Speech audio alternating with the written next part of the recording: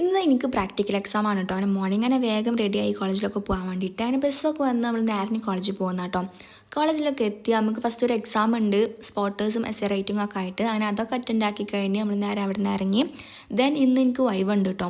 ഇന്ന് ഞങ്ങൾക്കൊരു 33 സ്റ്റുഡൻസോളം വൈവ് ഉണ്ട്. അപ്പോൾ അതിൻ്റെ മുന്നേ തന്നെ റെക്കോർഡൊക്കെ ഒന്ന് സെറ്റാക്കാണ്ട് ഫ്രണ്ട് പേജിൽ സൈൻ വാങ്ങാനും നെയിം എഴുതാനും കുറച്ച് പണിയൊക്കെ ഉണ്ട്. ഞാൻ അതൊക്കെ സെറ്റാക്കി കഴിഞ്ഞു.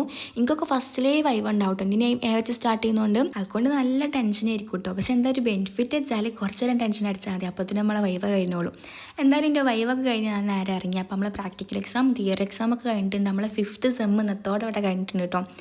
പിന്നെ എക്സാം കഴിഞ്ഞ് ഞാൻ നേരെ ഇറങ്ങി ലഗേജൊക്കെ എടുത്തിട്ട് നമുക്കിനി ഒരു 1 വീക്കോളം സെം ബ്രേക്ക് വരുന്നുണ്ട്. അപ്പോൾ ഞാൻ നാട്ടിൽ പോകുന്ന കേട്ടോ. അങ്ങനെ ബസ്സൊക്കെ കയറി നേരെ റെയിൽവേ സ്റ്റേഷനിൽ പോയി ഇറങ്ങി. എന്തോ ഒരു ലക്കിനാട്ടോ എനിക്ക് ട്രെയിൻ കിട്ടിയിട്ടുണ്ടായിരുന്നു. എനിക്ക് 2:25 ട്രെയിൻ ഉണ്ടായിരുന്നു. ഞാൻ അവിടെ എത്തുമ്പോൾ 2:20 ഒക്കെ ആയിട്ടുണ്ടായിരുന്നു. പിന്നെ പെട്ടെന്ന് ഓടിപ്പോയി ട്രെയിൻ കിട്ടി.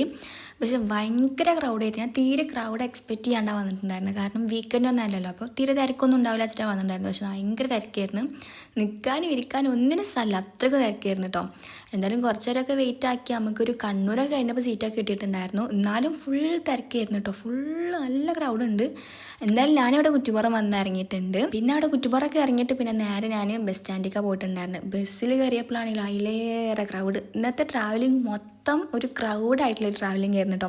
എന്തായാലും നാട്ടിലൊക്കെ എത്തിയിട്ടുണ്ട്. പിന്നെ കസിൻ പിക്ക് ചെയ്യാനൊക്കെ വേണ്ടി വന്നിട്ടുണ്ടായിരുന്നു. അപ്പോൾ ഇന്നത്തെ വീഡിയോ എന്തായാലും ഇത്രയുള്ളൂ.